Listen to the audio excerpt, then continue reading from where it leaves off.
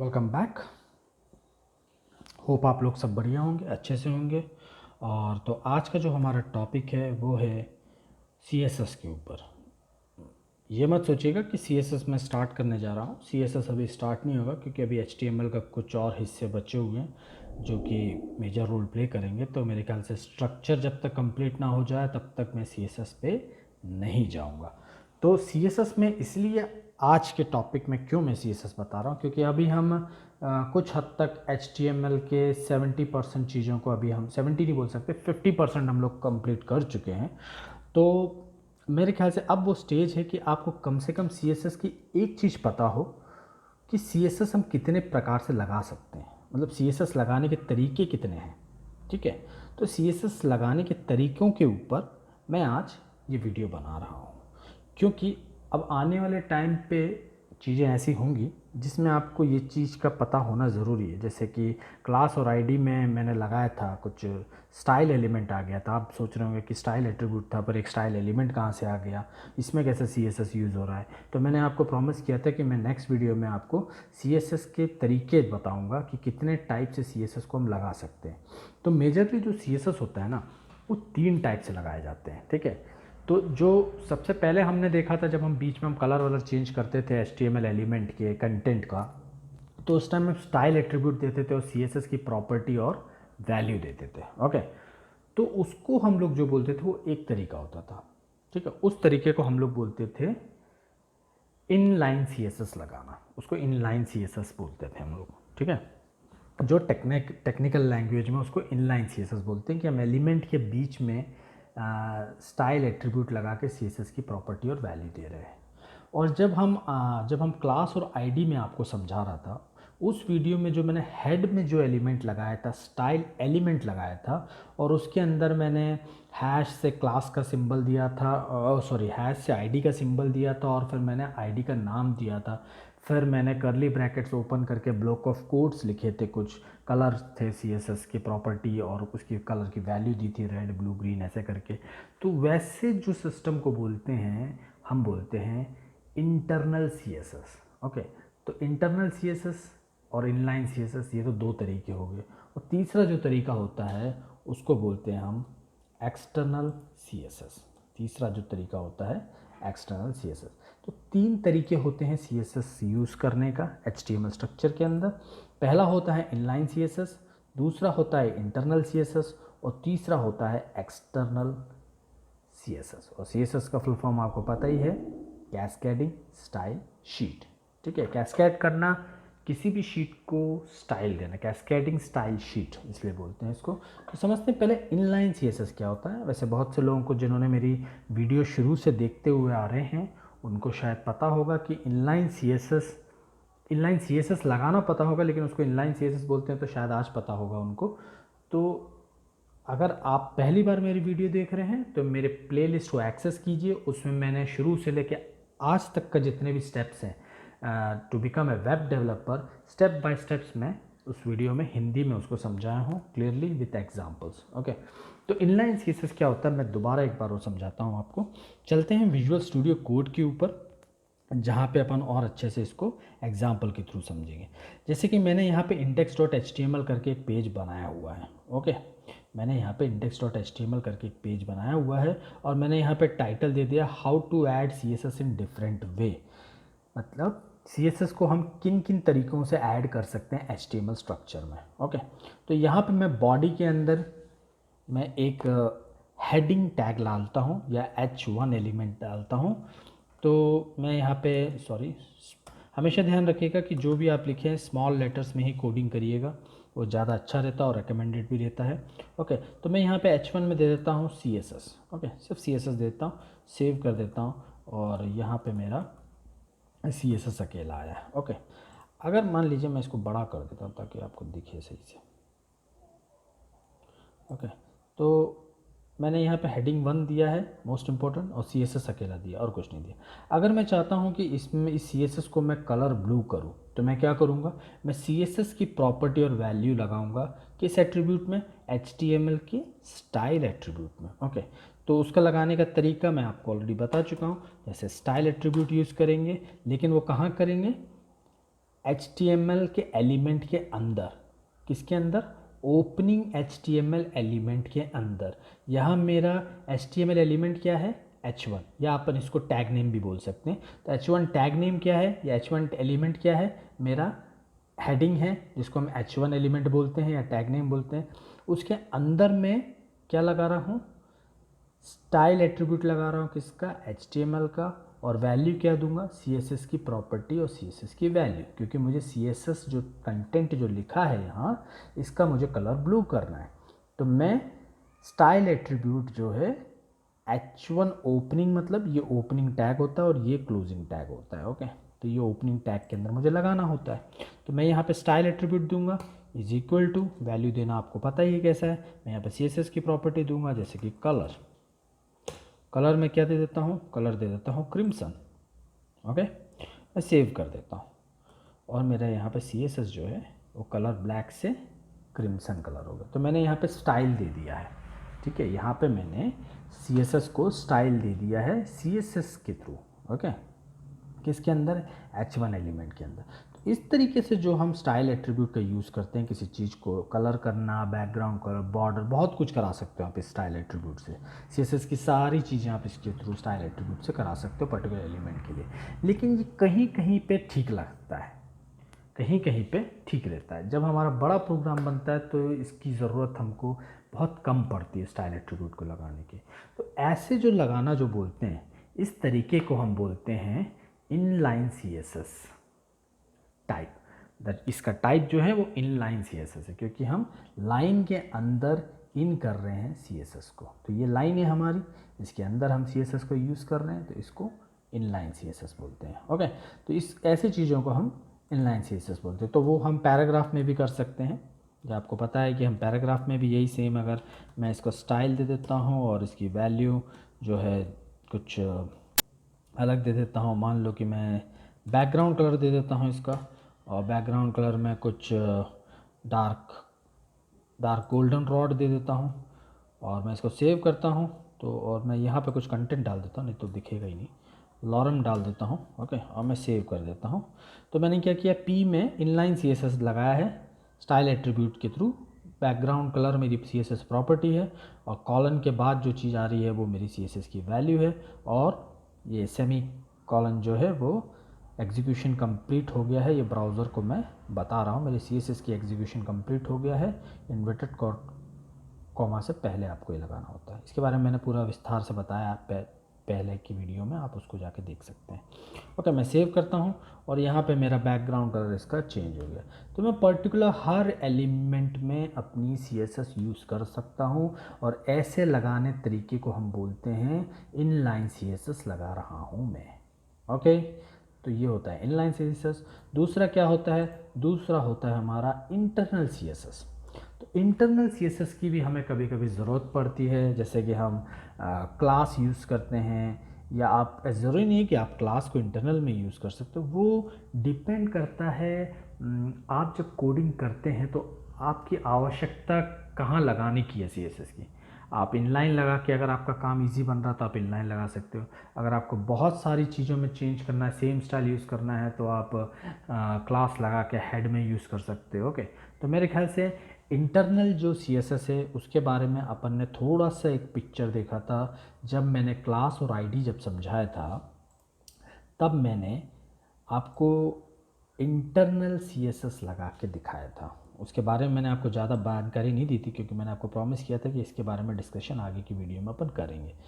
तो internal CSS जो होता है वो मेजरली हम हेड एलिमेंट के अंदर यूज़ करते हैं। अभी तक हम बॉडी में काम कर रहे थे, हेड के अंदर सारे मेटा, टाइटल और स्क्रिप्ट एलिमेंट जो जावा के लिए यूज़ करते हैं, और लिंक एलिमेंट जो CSS के लिए यूज़ करते हैं, और एक स्टाइल एलिमेंट जो इंटरनल CSS के लिए यूज़ करते हैं, वो हेड एलिमेंट के अंदर ही आएगा।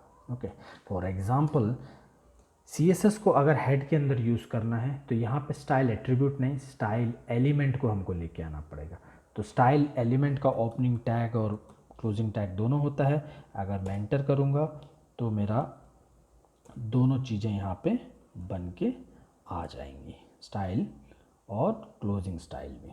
ओके, तो इसके अंदर हम जो भी कोड लिखेंगे, जो भी एलिमेंट पहले लिखेंगे, एलिमेंट के बाद या हम उसका कोड लिख सकते हैं या क्लास दे सकते हैं, उसके बाद कोड लिख सकते हैं, ब्लॉक ऑफ कोड सीएसएस की प्रॉपर्टी वैल्यू, वो सब स्टाइल के अंदर ही आता है। फॉर एग्जांपल जैसे मैंने आपको पिछली बार जो बताया था, आईडी देने के लिए हम हैश देते हैं और जो भी हमने नाम एचटीएमएल जो एलिमेंट को दिया होगा क्लास में, जैसे h1 को अगर मैंने मान लीजिए कि हेडर दिया है, तो मैं वो क्लास नेम को, आईडी नेम को यहाँ पे दूंगा हैश के बाद, और हैश क्या रिजेंबल करता है, आईडी को। ओके, तो इस तरीके से दूंगा।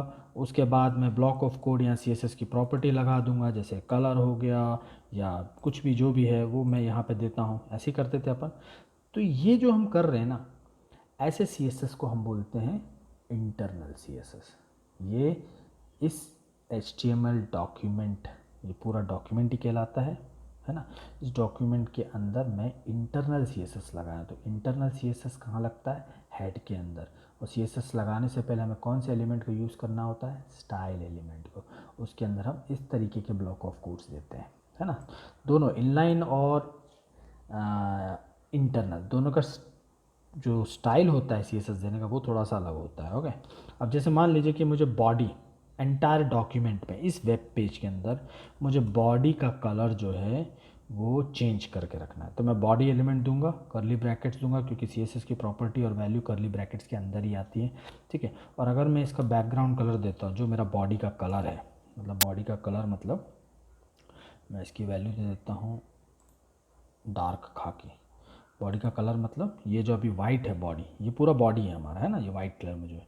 अगर मैं इसको एंटायर पूरे वेब पेज के अंदर, मेरे इस वेब पेज के अंदर, कौन से वेब पेज के अंदर, index.html, इसके अंदर मुझे पूरा बैकग्राउंड डार्क खाकी रखना है, तो मैं स्टाइल के अंदर बॉडी एलिमेंट दूंगा, उसके बाद करली ब्रैकेट्स के अंदर सीएसएस की प्रॉपर्टी, वैल्यू और सेमीकोलन, करली ब्रैकेट क्लोज कर दूंगा। अगर मैं इसको सेव करूँगा तो मेरी पूरी बॉडी का कलर कुछ इस तरीके का हो जाएगा, ठीक है।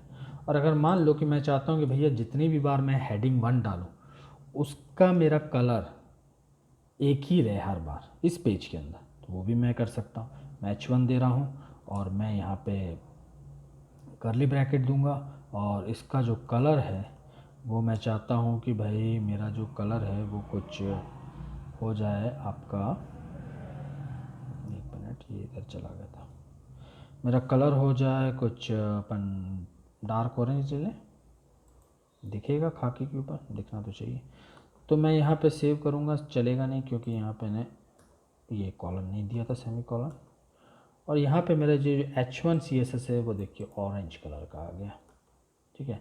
और मैं चाहता हूँ मेरा P1 जो है, P जो है पैराग्राफ, सॉरी, और ये मेरा कुछ कलर जो है वो कुछ कौन सा कलर रखूँ मैं उसको, अभी कौन सा कलर ब्लैक है, मैं इसको वाइट रखना चाहता हूँ, वाइट स्मोक करना चाहता हूँ, और मैं इसको सेव करूँगा तो ये वाइट हो गया। तो अब मैं जब भी P लिखूँगा ना, यहाँ पे P का पैराग्राफ अगर मैं एक और डालता हूँ, मान लीजिए ये एग्जांपल बस दिखा रहा हूँ आपको, मैं यहाँ पे भी लॉरम लिख देता हूँ, ओके, यहाँ पे भी लॉरम लिख देता हूँ और सेव कर देता हूँ। यहाँ मेरे 2 P हैं, है ना, तो मेरा दूसरा P भी ऑटोमेटिकली वाइट कलर में आएगा। क्यों? क्योंकि मैंने हेड एलिमेंट के अंदर ये CSS की प्रॉपर्टी ये दिया है कि मेरे जितने भी P एलिमेंट होंगे, क्योंकि अभी तो भाई ब्राउज़र को तो यही दिख रहा है ना, P को सबको वाइट ही करना है, और H1 जितना भी आएगा डार्क ऑरेंज आएगा। अगर मैं इसके बाद भी एक H1 दे देता हूँ, ठीक है, और स्टाइल दे देता हूँ, सेव करता हूँ, तो देखिए दूसरा भी ऑरेंज ही आएगा। तो स्टाइल एलिमेंट का कहाँ यूज़ होता है, हेड के अंदर। और इससे फ़ायदा क्या है, जैसे मान लीजिए कि आपको बहुत सारे कंटेंट में हेडिंग है और या पैराग्राफ है, और आप चाहते हैं भाई बैकग्राउंड कलर मेरा वाइट ही रहे, मतलब फ़ॉन्ट का कलर मेरा वाइट ही रहे पैराग्राफ का, तो आप पूरे P एलिमेंट को एक ही बार स्टाइल प्रॉपर्टी CSS का वैल्यू दे के आप उसको 1 टाइम आप चेंज कर सकते हो।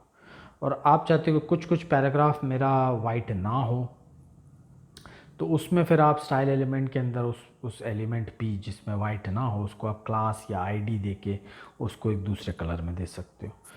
तो फिलहाल मेरा उद्देश्य ये था कि इंटरनल CSS को जो कहते हैं, जो तरीका होता है लगाने का वो यही होता है, इसको हम इंटरनल CSS बोलते हैं। ओके, तो मेरे ख्याल से आपको इनलाइन सीएसएस समझ में आ गया है कि इनलाइन सीएसएस क्या होता है। तो ये इनलाइन सीएसएस है। इंटरनल सीएसएस मतलब जो भी हम सीएसएस देते हैं वो हेड एलिमेंट के अंदर आता है, और हेड एलिमेंट के अंदर हमको सीएसएस देने के लिए हमको स्टाइल एलिमेंट के अंदर सीएसएस की प्रॉपर्टी और वैल्यू देना पड़ेगा, प्लस उसके एलिमेंट का नाम पहले, किस एलिमेंट पे आपको स्टाइल और एलिमेंट देना है। क्लास होगा तो क्लास का तरीका मैंने बताया, सिंटेक्स किस तरीके से है। इन इंटरनल सीएसएस में एलिमेंट को अगर कुछ कराना है आपको, तो आप इस तरीके से सिंटेक्स देना पड़ेगा आपको। इनलाइन में हम यहीं लिख देते थे, एलिमेंट हमारा बाहर होता था, एलिमेंट के अंदर ही हम स्टाइल एट्रीब्यूट दे के हम अपना सीएसएस की प्रॉपर्टी देते थे। ओके, तो इंटरनल और इनलाइन मेरे ख्याल से समझ में आ गया आपको। अब जो बात कर रहे हैं वो हम बात करेंगे एक्सटर्नल सीएसएस। ठीक है, तो एक्सटर्नल सीएसएस का यूज़ कहाँ आता है? देखिए, एक्सटर्नल सीएसएस का जो यूज़ होता है ना, वो भी आपके एचटीएमएल पेज को, मतलब पर्टिकुलर एक पेज या वो 2 पेज हो, 3 पेज हो, जितने भी पेज, जैसे मेरे यहाँ index dot H T M L है, मैं एक और पेज बना रहा हूँ index 1 dot H T M L, index 2 dot H T M L. तो मैं चाहता हूँ मेरे पेज पे वो जो रूल है, फॉर एग्ज़ाम्पल ये वाला रूल, बॉडी बैकग्राउंड कलर धर खाकी, मैं जितना भी पेज बनाऊँ उन सब पे ये डार्क खाकी अप्लाई हो, तो उसके लिए मैं एक्सटर्नल सीएसएस का यूज़ करना सकता हूँ। या मैं चाहता हूँ कि मेरा भैया सीएसएस का जितने भी कोड हैं वो लोगों को दिखे ना। जैसे अगर मैं यहाँ पे अगर देखूँ, फॉर एग्ज़ाम्पल मैं अगर यहाँ पे देखूँ, इसका ये पेज जो बन रहा है, अगर मान लीजिए ये पेज मैं बना रहा हूँ और मैं चाहता हूँ कि इसको कोई और ना देखे, क्योंकि अगर आप राइट क्लिक करेंगे ना किसी भी वेब पेज पे और आप इंस्पेक्ट करेंगे तो आपको सोर्स कोड दिख जाएगा किसी भी वेबसाइट का, चाहे यूट्यूब देखो चाहे किसी भी वेबसाइट का। लेकिन यहाँ पे आपको सीएसएस नहीं दिखेगा। क्योंकि सीएसएस इसलिए नहीं दिखेगा क्योंकि इन लोग ने सीएसएस को एक्सटर्नल करके रखा है। तो यहाँ पे आपको सीएसएस बिल्कुल नहीं दिखेगा, एचटीएमएल के स्ट्रक्चर ही दिखेंगे। तो कई लोग अपना कोड बचाने के लिए सीएसएस को जो है ना एक्सटर्नल कर देते हैं। ठीक है, तो एक्सटर्नल करने के लिए आप एक्सटर्नल सीएसएस यूज़ कर सकते हैं। तो उसके बारे में मैंने शायद फर्स्ट वीडियो में बताया था। ठीक है, कि आप उसके लिए आपको एक फ़ाइल बनानी होगी, और यहाँ पे आप एक फ़ाइल बनाएंगे जिसका मान लीजिए मैं उसका नाम दे देता हूँ इंडेक्स डॉट, कुछ भी नाम दे सकते हैं, बस एक्सटेंशन यहाँ पे एचटीएमएल की जगह सीएसएस आ जाएगा। जैसे ही सीएसएस आएगा उसका लोगो ये देखिए करली ब्रैकेट्स में चालू हो जाए, क्योंकि हम सीएसएस देने के लिए करली ब्रैकेट्स का यूज़ करते हैं। और एचटीएमएल का टैग से है, क्योंकि एचटीएमएल को देने के लिए हम टैग यूज़ करते हैं, ये वाला टैग। ठीक है, तो यहाँ पे आपकी अलग फ़ाइल है। ठीक है, अलग फ़ाइल बना के रखिए और आप यहाँ पे एक्सटर्नल सीएसएस के जो भी कोड हैं वो यहाँ लिख सकते हैं। जैसे अगर मैं क्लास का लिखना चाहता हूँ, या मैं यहाँ से एक बार यहाँ से मैं बॉडी हटा देता हूँ, देखिए अभी आपको पता चल जाएगा। मैं यहाँ से ये वाला हटा देता हूँ स्टाइल। ओके, तो चूँकि अभी मेरा कुछ भी नहीं लगा है तो मेरा अभी वेब पेज में कुछ नहीं दिखेगा, कोई स्टाइल प्रॉपर्टी नहीं है, मैंने कुछ नहीं दिया है अभी। ओके, अब मैं index dot C S S एक फ़ाइल बनाया और मैं सेम कोड में वहाँ देता हूँ। ठीक है, जैसे मान लो कि मैं बॉडी देता हूँ और बॉडी के अंदर मैं कलर दे देता हूँ डार्क बर्ली वुड दे देता हूँ अभी। ठीक है, और मैं सेव कर देता हूँ। तो मेरा क्या काम करेगा? नहीं काम कर रहा है। क्यों नहीं काम कर रहा है? क्योंकि मैंने फ़ाइल तो दे दिया है index dot C S S, मैंने एक फ़ाइल अलग से बना दिया है। अब ये मेरी फ़ाइल अलग से बन रही है, मेरे main H T M L के अंदर मैं अपना कोड नहीं दिखाना चाहता हूँ सी एस एस का, तो मैं अलग से फ़ाइल बना के रख लिया, उसके अंदर मैं डाल रहा हूँ। अब मैं इसको भी एक और कोड को डाल देता हूँ, H1 को भी यहीं कर देता हूँ, और मैं इसमें डाल देता हूँ कलर, उसका अपन ने क्या दिया था, इस बार अपन ब्लू दे देते हैं। ओके, और मैं P1 को भी दिया था, P को दिया था सॉरी, और P को भी मैं ऐसे ही कुछ दे देता हूँ, कलर अपन वाइट दे देते हैं, वाइट स्मोक दे देते हैं। ओके, तो अब ये मेरा जो CSS का जो कोड है वो index.css फाइल के अंदर रखा है, यहाँ अप्लाई नहीं हो रहा है। क्यों नहीं हो रहा है? क्योंकि मैंने अभी तक इस फाइल को अपने मेन HTML स्ट्रक्चर के अंदर कॉल ही नहीं किया है। जब तक मैं इस index.css को HTML के साथ लिंक नहीं करूँगा, और लिंक होने के बाद जब मेरा ब्राउज़र रीड करेगा इस फाइल को, तो वो अपने आप समझ जाएगा भैया बॉडी का कलर ये करना है, H1 का कलर ये करना है, P का कलर ऐसा करना है। तो लेकिन मैं फ़ाइल को लिंक कहाँ करूँगा? लिंक जो करूँगा वो हेड के अंदर करूँगा, ठीक है। चाहे वो CSS हो चाहे जावास्क्रिप्ट हो, वो एक एलिमेंट होता है जिसको हम बोलते हैं लिंक एलिमेंट, ठीक है। लिंक एलिमेंट लिंक करता है एक्सटर्नल फाइल को, CSS कि फ़ाइल को लिंक एलिमेंट से हम लिंक करते हैं। उसके लिए हमें लिंक देना पड़ेगा, एक एलिमेंट है, फिर स्पेस देके हमको एक एट्रीब्यूट यूज़ करना पड़ेगा रेल। रेल मतलब होता है, रेल का जो मतलब होता है वो होता है रिलेशन, मतलब जो डॉक्यूमेंट आप लिंक कर रहे हो वो क्या रिलेशन रखता है। तो मेरा जो रिलेशन है वो है स्टाइल शीट। तो ये प्री डिफाइंड है, ओके। ये आपको एक्सटर्नल CSS जब भी आप लगाएंगे, अगर आप अपनी CSS की कोडिंग या एट्रीब्यूट्स और वैल्यूज़ को बाहर रखना चाहते हैं, मेन HTML पेज में नहीं दिखाना चाहते हैं व्यूवर्स को, या जब भी कोई आपके इंस्पेक्ट करेगा वेब पेज को अलग से रखना चाहते हैं, तो आपको वो पहले तो इंटरनल एक्सटर्नल CSS की फ़ाइल को आपको मेन HTML फाइल के अंदर लिंक कराना पड़ेगा। पहले लिंक कराने के लिए हमको हेड एलिमेंट के अंदर लिंक HTML का एक एलिमेंट का यूज़ करना पड़ेगा, और ओपनिंग जैसे ही हम लिंक को करेंगे उस वक्त हमको एक रेल एट्रीब्यूट यूज़ करना पड़ेगा। रेल का मतलब होता है रिलेशनशिप। रिलेशनशिप में जो वैल्यू हम देंगे वो स्टाइल शीट देंगे, क्योंकि हमारी जो CSS है वो कैस्केडिंग स्टाइल शीट है, तो स्टाइल शीट हमको यहाँ लिखना पड़ेगा, ठीक है। उसके बाद हम href देंगे, और href आपको पता है कि वो लिंक का काम करता है। तो href मतलब भैया हाइपर रेफरेंस क्या है? तो हाइपर रेफरेंस जो है हमारा वो क्या है, सॉरी इसके अंदर नहीं, वह एट्रीब्यूट href एक एट्रीब्यूट है, ओके। तो इसके अंदर हम देंगे क्या है हमारा index.css, ओके। यही हम देते हैं, यही हमारा फाइल का नाम है index.css। मेरे को कुछ बैकस्लैश, अगर ये मेरी फाइल दूसरे फोल्डर में पड़ी होती तो मैं यहाँ पे मान के चलो मेरा फोल्डर का नाम फोल्डर ही होता, और मैं फिर उसको ऐसे देना होता, मेरे को यहाँ पे भी बैकस्लैश देके इस तरीके से मेरे को देना पड़ता। लेकिन मेरी index.css मेरी जहाँ पे index.html पड़ी उसी के अंदर मैंने बनाया है, तो मेरे को यहाँ कुछ देने की ज़रूरत नहीं है। उसके बाद आपने लिंक दे दिया, लिंक के अंदर आपने रिलेशनशिप स्टेटस बता दिया, स्टाइल शीट है, href आपने अपने फाइल नेम का नाम दे दिया, उसके बाद आप इसको क्लोज कर दीजिए। लिंक एलिमेंट का यूज़ आपका स्टाइल शीट के लिए होता है, जब आप एक्सटर्नल CSS को लिंक करना चाहते हो अपने किसी भी वेब पेज से, तो ये आपको देना पड़ेगा और हेड के अंदर देना पड़ेगा। और इसके दो एट्रीब्यूट्स बहुत इंपॉर्टेंट है, एक है रेल, रिलेशन बोलते हैं इस एट्रीब्यूट को, और इसकी वैल्यू हमेशा स्टाइल शीट देना पड़ेगा अगर आप CSS की फ़ाइल दे रहे हैं तो, ठीक है। और href लगेगा जो आपके फ़ाइल को लिंक करेगा index.html के अंदर, तो वो फाइल का नाम आपका जो भी CSS का फाइल का नाम होगा वो आपको पूरा यहाँ देना पड़ेगा। अब जैसे कि मैंने सिर्फ इतना सा ही यहाँ पे HTML जो मेरा मेन पेज है, मैंने हेड एलिमेंट के अंदर सिर्फ इतना सा चीज़ लिखा है, यहाँ मैंने कोई भी CSS की प्रॉपर्टी यहाँ नहीं दी है।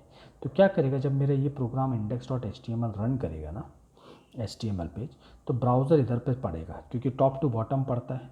जैसे टाइटल पढ़ने इधर पे आएगा तो ये समझ जाएगा मेरा ब्राउज़र कि इन्होंने एक लिंक दे रखा है स्टाइल शीट का, और उस लिंक का जो फाइल है वो इस नाम से index.css। तो वो सबसे पहले मेरे index.html जो फोल्डर में पड़ा है उसी के अंदर ये फाइल के पास चला जाएगा, और वहाँ जैसे ही जाएगा वो इसको पहले पढ़ लेगा। बॉडी बर्लीवुड है, H1 का कलर ब्लू रखना है, P को वाइट स्मोक रखना है।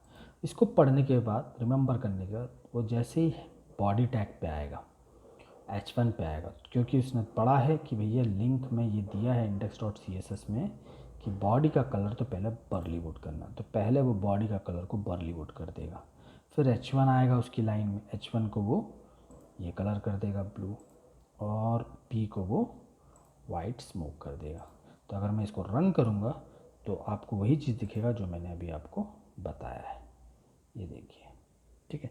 चूँकि मेरा हेडिंग 2 है, ओके, H1 भी CSS, स्टाइल भी जो है हेडिंग है, दोनों का ब्लू किया है क्योंकि मैंने यहाँ पे ब्लू दिया है।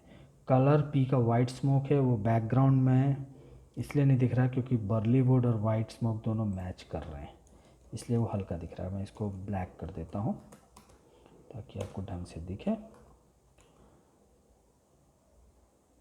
अभी ब्लैक आपको यहाँ पे दिख रहा है।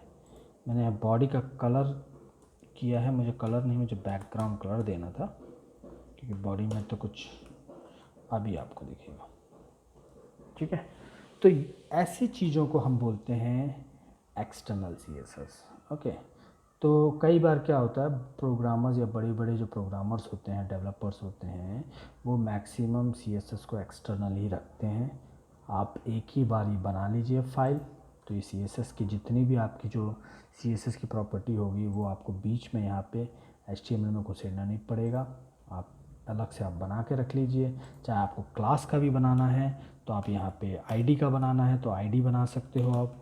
ID का आपको जो भी आपको प्रॉपर्टी डालना है वो आप यहाँ पे दे सकते हो अपने इसी के अंदर CSS एक्सटर्नल फाइल के अंदर, है ना, या क्लास का देना हो वो भी आप इसी के अंदर दे सकते हो, ठीक है। तो इस तरीके से आप अलग अलग ब्लॉक ऑफ स्टेटमेंट CSS की एक अलग से फाइल देके आप यहाँ पे उन एलिमेंट्स के ऊपर कॉल करवा सकते हो, सिर्फ ये वाला एलिमेंट और उसके एट्रीब्यूट्स को देके। तो इस तरीके से लिखने पे और इस तरीके से फाइल बनाने के उसके अंदर CSS के कोड को देने को हम एक्सटर्नल CSS बोलते हैं, ठीक है। तो मेरे ख्याल से आपको ये तीनों मैंने अच्छे से समझा दिया है कि एक्सटर्नल CSS किसको बोलते हैं, इनलाइन CSS क्यों बोलते हैं, इंटरनल CSS क्यों बोलते हैं, एक्सटर्नल CSS क्यों बोलते हैं। अभी तक आज हमारा 15वां वीडियो है। अभी तक हमने 2 ही टाइप की CSS को लगाए हैं। एक तो इनलाइन CSS हमने ज़्यादातर यूज़ किया था, जब हमें किसी फ़ॉन्ट का कलर चेंज करना था या बैकग्राउंड कलर चेंज करना था तो हमने स्टाइल एट्रीब्यूट को एलिमेंट के अंदर ही लगा दिया था। उसके बाद जब मैंने आपको ID और क्लास, डिव एलिमेंट के बारे में, स्पैन एलिमेंट के बारे में समझाया था, तब जो मैंने CSS जो यूज़ किया था वो इंटरनल CSS यूज़ किया था। और इंटरनल CSS का यूज़ होता है जब हम हेड के अंदर स्टाइल एट्रीब्यूट को यूज़ करेंगे, स्टाइल एलिमेंट को यूज़ करेंगे, उसके अंदर हम CSS की प्रॉपर्टी वैल्यू देंगे, वैसी चीज़ों को हम बोलेंगे इंटरनल CSS। जब हम एक फ़ाइल CSS की बनाते हैं, जैसे HTML की जगह हम .css फाइल का नाम दे देते हैं और उसके अंदर हम सारे ब्लॉक ऑफ कोड्स लिखते हैं, CSS की प्रॉपर्टी, वैल्यू और वो किस एलिमेंट पे अप्लाई करना उसका भी हम नाम लिखते हैं, क्लास या ID हम देते हैं, या जो भी हम आगे पढ़ेंगे CSS जिसमें भी हमको एलिमेंट्स पे देना है वो एक अलग फाइल में रखा रहता है CSS की प्रॉपर्टी और वैल्यू। और हेड के अंदर हम लिंक एलिमेंट से रिलेशनशिप, स्टाइल शीट और href फाइल का नाम देने से अगर हम CSS की फ़ाइल को कॉल करते हैं हेड एलिमेंट HTML के मेन पेज में, तो वो सारी की सारी जो भी हमने प्रॉपर्टी या कोड CSS फाइल के अंदर लिखा है वो ऑटोमेटिकली इसमें लिंक हो जाएगा। लेकिन अगर मैं एक दूसरा पेज बनाता हूँ, मान लीजिए index2.html, अगर मुझे इस फाइल की प्रॉपर्टी index2.html पे कॉल कराना है एक दूसरे वेब पेज पे, तब अगर कॉल करना है तो मुझे सेम ऐसे ही उसके हेड पे भी ये देना पड़ेगा, ठीक है, अगर मुझे उनमें से कुछ कुछ प्रॉपर्टीज़ अगर लेनी है तो, ठीक है। तो ये चीज़ का ध्यान रखिएगा। ये index.css पे जो मैं कॉल करा रहा हूँ यहाँ पे, ये सिर्फ इस वेब पेज के लिए ही अप्लाई होगा। दूसरे वेब पेज पे मुझे कॉल करना है तो उसके हेड में मुझे लिंक, रेल, स्टाइल शीट देना पड़ेगा और रेफरेंस जो है हाइपर रेफरेंस वो index.css देना पड़ेगा। आप जितना चाहे CSS की फ़ाइल एक्सटर्नल बना सकते हैं, जितना भी आप अलग अलग मॉड्यूल के हिसाब से बनाएंगे उसको यहाँ पे कॉल करवाना पड़ेगा, क्योंकि रिलेशन जब तक आप मेन HTML के साथ नहीं दोगे वो यहाँ पे काम नहीं करेगा आपके HTML स्ट्रक्चर में। जैसे अभी ये कर रहा है, ये इसलिए कर रहा है क्योंकि मैंने यहाँ पे इसको लिंक किया हुआ है। अगर मैं इसको कमेंट से अगर मैं इसको वो कर दूँ, मैं इसको हटा दूँ, तो आप देखेंगे कि ये काम नहीं करेगा। सॉरी, मैंने अभी इसको कमेंट कर दिया, कमेंट कैसे लगाना आपको पता है।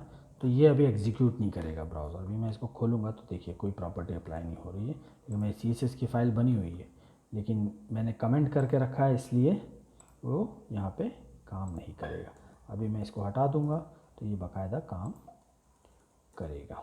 ओके, सेव करूँगा, ये यहाँ पे काम कर रहा है। ओके, तो मेरे ख्याल से आपको CSS लगाने का तरीका मैंने बता दिया। ये मेन 3 तरीके हैं CSS लगाने के, इनलाइन CSS, इंटरनल CSS और एक्सटर्नल CSS। अगर आपको फिर भी कोई डाउट है तो मेरे को प्लीज़ प्लीज़ प्लीज़ कमेंट करके पूछें और मैं आपकी बिल्कुल हेल्प करूँगा। कुछ कन्फ्यूजन हो या कुछ मेरी बातें समझ नहीं आई हो तो आप मेरे को कमेंट करें। And please do subscribe to my channel. मैं चाहता हूँ कि आप पूरे वीडियोस को स्टेप बाय स्टेप देखें। जो लोग शुरुआत करना चाहते हैं, एक वेब डेवलपमेंट का कोर्स करना चाहते हैं और एक प्रो वेब डेवलपर बनना चाहते हैं तो मेरे साथ सीखें, मेरे साथ पूरे स्टेप बाय स्टेप वीडियो को एक बार देखें और पूरा देखिए, बीच में आधा आधा स्किप करके मत देखिए, क्योंकि बहुत सी चीज़ें होती हैं जो बीच में बोलता हूँ स्किप करते वक्त आप उसको ग्रैब नहीं कर पाएंगे। ओके, तो अपना ख्याल रखिए, ठीक है। और अगले वीडियो में हम फिर स्टेप वाइज हम कुछ नया चीज़ लेके आएंगे। Okay, take care.